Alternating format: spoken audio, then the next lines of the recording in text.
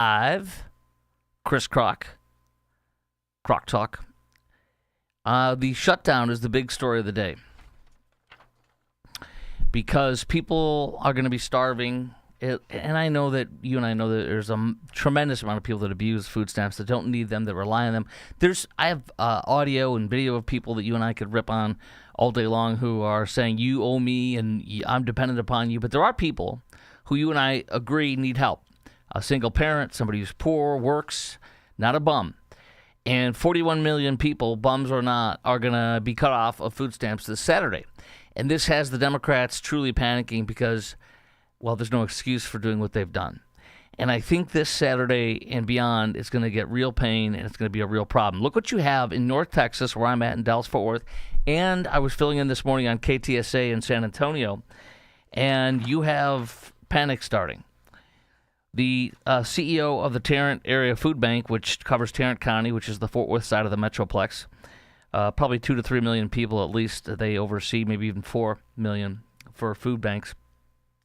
This is scary, says the CEO of the Tarrant Area Food Bank. No math, no equation tells you we should be able to shore up the gap that will be created by the loss of SNAP benefits. Second of all, in South Texas and San Antonio and Bexar County, one man says, and by the way, KSAT News down there says, we will not turn anybody away. Westside nonprofit welcomes SNAP recipients who need help.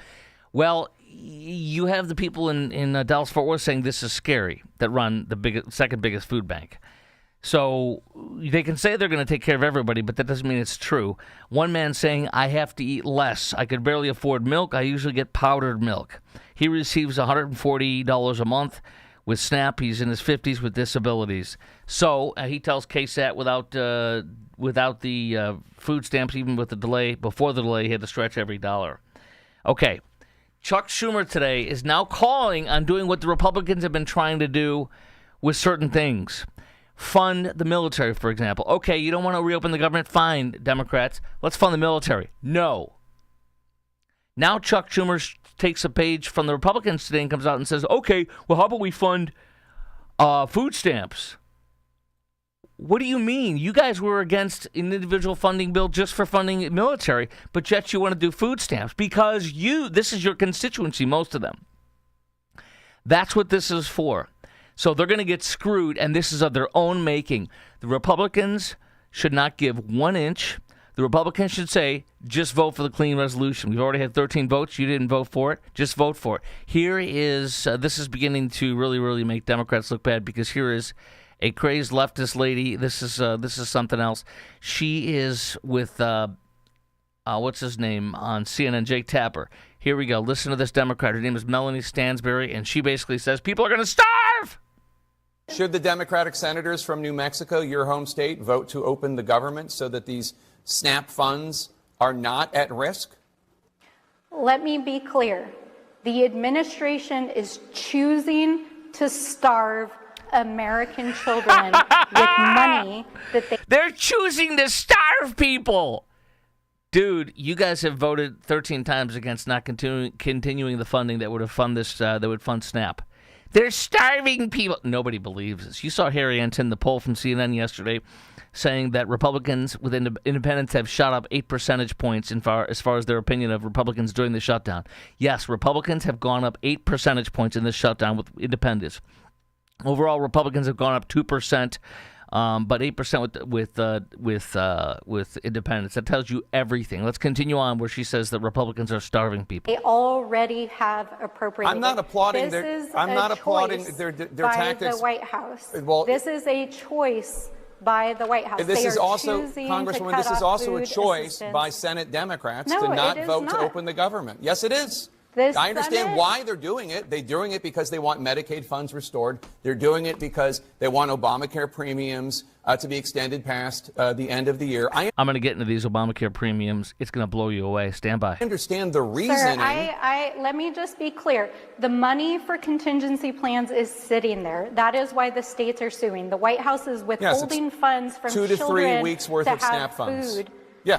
Yeah, well, it may not be a big deal to you, but let me It is tell a big you deal that to for me. the grandparents, for grandparents big deal to that me. literally are feeding their children. My point to is that it's a not have short-term money in solution. those- Yeah, this clown, this fool, says that Republicans are starving people. Everybody knows that's not true. They didn't shut the government down. The Democrats did. Number two, the money that she claims USDA has available is for the middle of the fiscal year, not towards the end of the fiscal year, which is just about to run out. Second of all, let's say it somehow was able to fund the food stamps for 2 or 3 weeks. There's no end in sight for the government shutdown. So she's trying to do, and Schumer's trying to do, what the Republicans have tried to do is saying, okay, you want to keep the government shut down, fine, let's at least pay the military. They said no. Now they want to do this because this is their constituents. Screw you. You did this. No, we're not doing piecemeal things to your liking because you shut the government down. So you have that. Second of all, yes, this from Bloomberg News, 41 million Americans who rely on government assistance to eat may get the shaft here. Now, a couple of things. You know this. The largest government union, federal workers union in the country, called for an end to the shutdown, pressuring the Democrats. Quote, it's time to pass a clean, continuing resolution and end this shutdown today. Gee, that's the 13 times the Republicans have voted for that. Their own union, which is massively Democrat, is attacking them. Quote, because when the folks who serve this country are standing in the line for food banks after missing a second paycheck because of this shutdown, they aren't looking for partisan spin. They're looking for the wages they earn. The fact that they're being cheated out of it is a national disgrace. Now, Obamacare subsidies. You have to hear what I'm about to tell you because most people don't know this. This is worse than you can imagine how bad this is with the Obamacare subsidies. Look at this. What they're fighting for, what they've shut the government down, is to continue the Joe Biden COVID-era enhanced subsidies, helping people who are 400% above the poverty level. They are not poverty level. They are 400% above it. Watch how bad this is. If you want to subsidize this crap, you will be subsidizing these COVID-era subsidies that did it for people who had no jobs for a time. So this is all a lie. It's all continuing COVID as if it was still happening, which it is not. Our government has not shut down our plate. Well, our state, our cities, our country is not shut down. A family of 4 in Arizona making $600,000. Do you want to subsidize a family of 4 getting $600,000 a year? Chances are you ain't making that anywhere near that. Why would you want to pay for their health care? That's the Democrat plan. How about a married couple in West Virginia? It's got to be dirt cheap to live there. A married couple in West Virginia making $580,000. You are subsidizing their health care if the Democrats get their way with this shutdown. A single person in Vermont making $180,000. You are subsidizing their health care if the governments get their way in this shutdown. Second of all, you have U.S. Senator Amy Klobuchar from Minnesota saying in her post, giving an example of 2 constituents of hers who will be hurt if you don't give them health care, which is why she shut the government down. Quote, early retirees, this is her post, her story publicly. Early retirees like Bill and Shelley will see their health insurance premiums increase nearly 300%. The Wall Street Journal pointing out the term early retirees. They are so well off, they retired early. And Amy Klobuchar and the Democrats want you to subsidize their health care. How much are they getting in pensions in retirement? Early retirement. Could you imagine being able to retire early? They did. Can you imagine in your early retirement still bringing home $130,000 a year? You're paying for their health care. They retired early because they got so much money, and they're still pulling in with their pensions $130,000 a year, and you're going to pay for their health care? So they don't work. They're retired. They've done well, and you're going to pay and subsidize their health care. Kiss my bleep.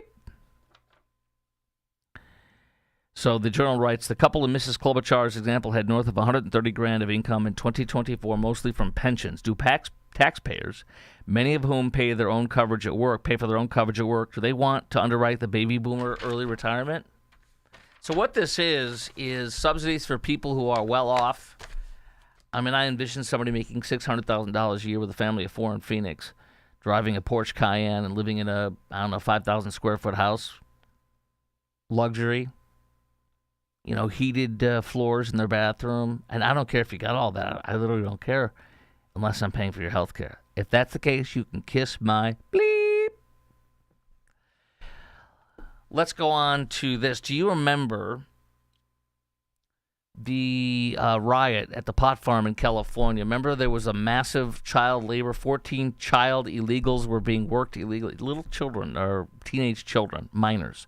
Instead of being in school, instead of being in their home country, they're illegally here. And Gavin Newsom has them working on a pot farm, a illegal pot farm. Illegals. 300 people rounded up and arrested. I guess all of them were illegals. Remember that raid in June, July? And remember, people were throwing rocks and bottles at them. One guy died because he was fleeing as an illegal, and he jumped off a greenhouse and died because he was fleeing the ICE people and chose to jump off a building. As I mentioned, 14 illegal children were caught working on that farm. So they got child slave labor, number one. And Gavin thinks that's great. This was his great story to share about how bad Trump DOJ is and Trump Border Patrol and ICE are. Well, do you remember this guy? As they were driving away, all the people they rounded up, remember this guy throwing rocks at the cars? There was some thug music played in the background while they were playing the video of this. One of these thugs and pro-ICE, anti-ICE people were violently throwing rocks and were recording it and putting it on social media to inspire other people to attack and hurt and or kill ICE. Well, that guy has just been cuffed and stuff in an early morning raid. It took him several months, but they got him. I want to share that with you. Let's see here. This just came out this afternoon. Feds arrest anti-ICE protester accused of damaging agent's vehicle near L.A. These are members of what's called VC Defensa. One of the members charged in the complaint, Fox News reports this afternoon, used their vehicle to block U.S. government vehicles from leaving the location. Another member and others ambushed the vehicles by throwing rocks at them. I showed you that video picture. Several government vehicles were damaged, and a federal contract employee was injured as a rock went through, and objects, including objects on fire from an overpass on her vehicle window, shattering glass and striking her, the agent. FBI arrested 9 violent agitators this morning in Los Angeles for their roles in the June protests where law enforcement officers were trapped under a bridge and attacked with Molotov cocktails. Remember that? That's when the riots were going on all over L.A. and Trump called in the National Guard, and Gavin Newsom said he couldn't do that. He tried to stop him, but of course he lost that adjudication. Second of all, because the National Guard can always be called in to defend federal troops doing federally sanctioned activities like arresting illegals, or defending public federal buildings, I should say, federal property. They also were causing bottlenecking at immigration agents' cars, then violently smashing in their windows during a notable pot farm raid in Camarillo, California. That's what I mentioned at the start. That guy was arrested while attempting to flee from authorities. Another woman wanted in that raid fled, and she got away. They're hunting these people down, thank you, God. And Bill Asali, the U.S. Attorney for Southern District of California, is nailing these people to the wall, and I'm grateful he is. So that's what we got on that. And by the way, that pot farm that Gavin Newsom said is awesome and that was wrongfully raided is now being investigated for child labor law violations, you think? And what do you think minor children are doing when they're working all day and being slaves instead of being in school? You think they're smoking that dope? I would think so. A few more illegal stories that just come in daily. This is the last 24 hours. An illegal immigrant jailed for 30 years for raping an 11-year-old girl in Virginia. They hired him, the family did, to remodel their bathroom. Well, sometime after that, the mom heard some noises in the little girl's room, the 11-year-old girl's room. She was banging on the door, nobody opened, so she used a butter knife to pry it open, and in there is the illegal in the 11-year-old's bed, naked. That illegal also subsequently was caught or had broken in twice after that to rape the 11-year-old girl in the middle of the night. So that's one of Joe Biden's illegals that came in. In fact, he was previously convicted on 4 separate traffic occasions for traffic offenses, and he was slated for deportation in 2023. But Joe Biden said, whoa, this guy's going to rape a girl 3 times. We got to keep him in. So he was ruled a non-enforcement priority. They let him go so he could rape that poor little 11-year-old girl 3 times. Meantime, a Honduran girl, 12 years old. This is one of the tens of thousands, actually well over 100,000 of unaccompanied minors that Barack Obama allowed. Former President Hussein Obama allowed to invade us during his presidency. Well, we find out what these children who are brought in are allowed to be, that what happens to them. Here's an example. Remember, there was 400,000 of them that are unaccompanied, according to the Trump administration from Joe Biden.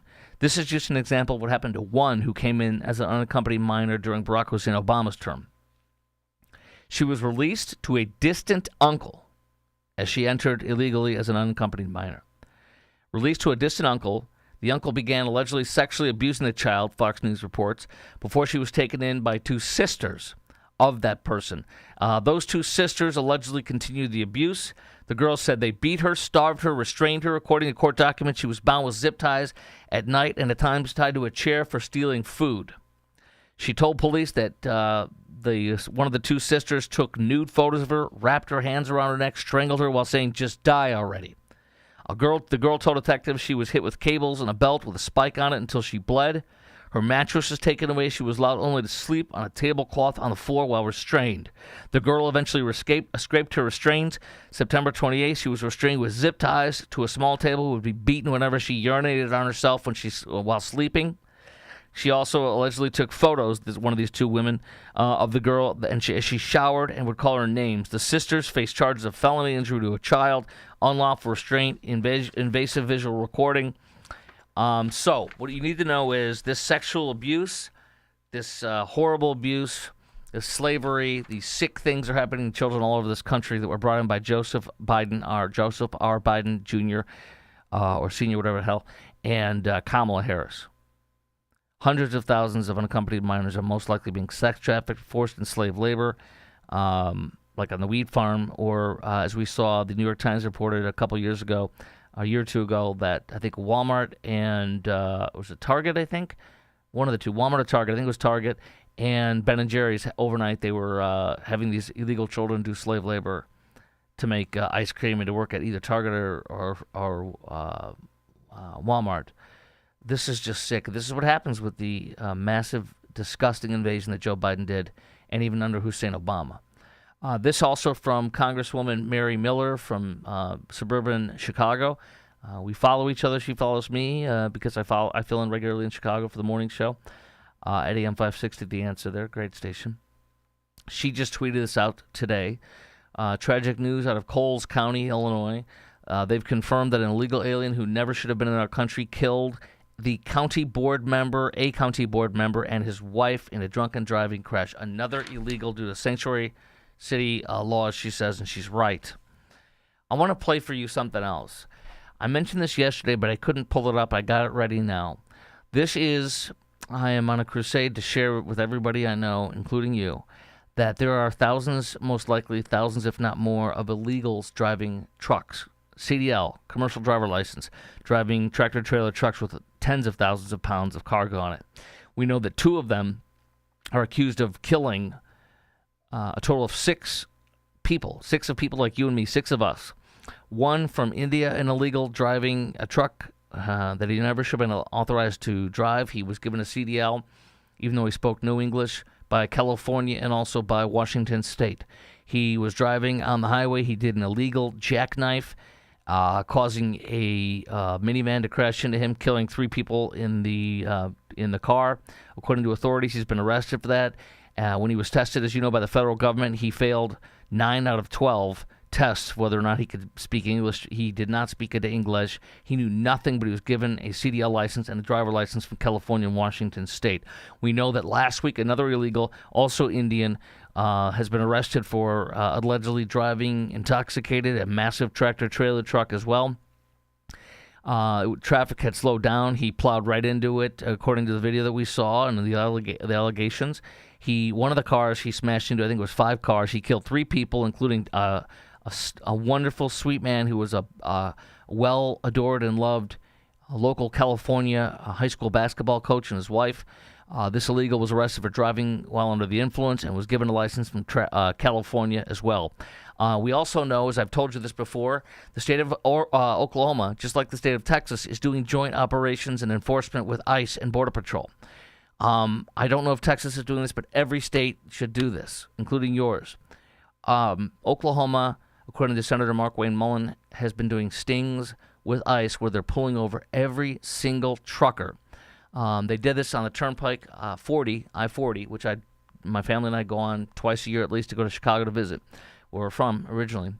And they pulled over every truck on the first day, and they're looking for illegals driving trucks. And on the first day, in 3 hours, they got so many illegals that were driving trucks that couldn't speak English, etc. Their driver licenses said, for the name, it said no name. That's according to Senator Mark Wade Mullen. So many of them busted in 3 hours, they had to stop the operation because their lot to hold these truckers, the trucks, the tractor-trailers, 18-wheelers, was full in 3 hours. So that was 7 they got in the first 3 hours. 3 days later, they got a new massive impoundment facility, apparently. That day they cuffed, on a full day they cuffed 17 illegals driving trucks in Oklahoma. By the end of that weekend, the truckers who are illegal had gotten word, and they were all rerouting around Oklahoma, said Mark Wayne Mullins. Every state should be doing this. So many of us are in jeopardy from dying. I told my friend over lunch yesterday that this could be him, it could be me, because he travels a lot locally and regionally. Here is the latest. This is a video from an Arkansas state trooper pulling over a truck driver who spoke no English. This guy appears to be Asian, perhaps Chinese. I don't know. Listen to this. This is only like a minute and a half max. 2 pieces of audio from like a 7-minute traffic stop on the highway. This illegal, apparently, this guy who speaks no English, apparently, had parked on the side of a highway illegally and was sleeping. Listen to this: when the truck's pulled over. Well, he's on the side of the road sleeping, but he is pulled over by a state trooper in Arkansas.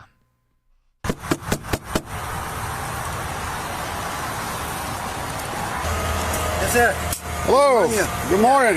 Yeah, I'm good. Why are you parked here? Yeah, I parked 3 hours. Why did you park here?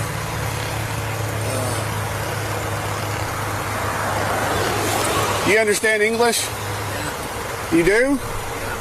Why did you park here? Yeah. No good. I'm Officer Eddings, Arkansas Highway Police. I need your driver's license, registration, and insurance for this truck. Is there anybody else in the truck? Well, Is there anybody else in the truck? my company. Your company. Okay, you don't understand English. Yeah. That's the first part. At this point, it's obvious he has no idea what the cop's saying. He has no business being in any vehicle, driving anywhere. How much you want to bet his CDL is from his commercial driver license, and probably his driver license are from California or Washington State, most likely California. Here's the second part. I've culled this. By this point, the trucker has put pants on and is standing outside of the state trooper's vehicle. The state trooper is in his squad, and he's got his laptop open, and he's literally got the official test for any truck driver on language proficiency, and he's pointing to things, he's showing him, and the illegals right here are able to see through the window right next to the laptop, and he's pointing to things, asking him questions. It's unbelievable how bad this is. Remember, this guy's driving possibly 10, 20, 40, 50, 60,000, 80,000 pounds of cargo. Now, if you're a trucker, please send a DM to me or just put it up on this feed, whether you're watching me on X, Facebook, Rumble. I'm on YouTube. On Rumble and YouTube, it's at Croc Talk or at Croc Talk Radio, KROKTALK. But here's the second piece, because you tell me how common you think this is as a trucker, and you tell me also how many tens of thousands of pounds the average AT-wheeler holds, because it's got to be horrible. Here we go. Listen to this, the amount and how deadly this stuff can be.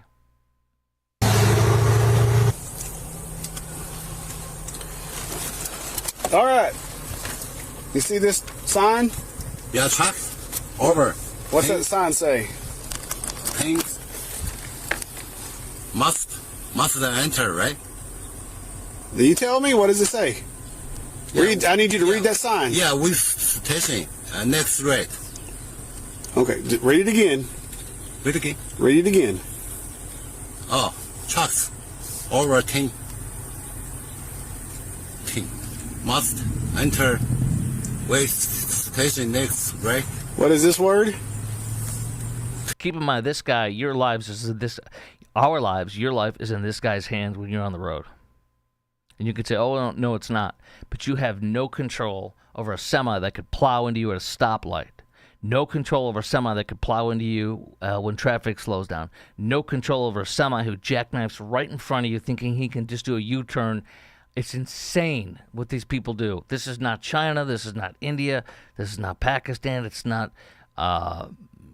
Mexico. It's not Venezuela, etc. Tense? No. No? No. What is it? What does that sign mean? What's that mean? 10 things. What does this sign mean? Master, enter. Master. With station. Okay, so if you see this sign, what do you do? Yeah, driver going. Yeah, driver going. Must. Go where? With station. All trucks go? Or what's it say? What kind of trucks have to go to the way station? With station. I don't know. Over 10. Over 10 what? Over 10 what? Okay. All right, let's try another one. You don't get that one. All right, let's go down here and try another one. Do you want to put your child's life in this guy's hands?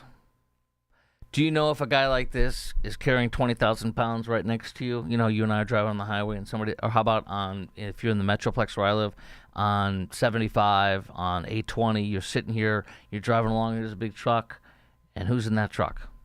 How much, how possible is it they could kill you if they don't know what they're doing? This should be absolutely horrifying to you. It is to me. I'm insanely passionate about this as of late, and I'm going to keep sharing everything I have for you on that. Second of all, Zorhan Mandami's mom says it best. This came out today. So much is coming out today, and it's going to keep coming out more and more. I seriously, sadly, don't think it's going to change the election outcome. Remember, look at the night of Zorhan's victory, and that was when he really won the mayoral race, when he won the Democrat primary. Every person in that crowd jumping up and down excitedly is in their 20s and 30s, and they're almost every single one of them, probably 95% or more, are white. They make good money, or they're either solid or well off. That is who is voting for this man, including, unfortunately, many Jews. This man, yesterday, I laid it out. If you didn't watch yesterday's podcast, it's on every social media feed you're watching right now. It's on from yesterday. Just look at yesterday's post. And my video, my podcast, I do 4 days a week, Monday through Thursday.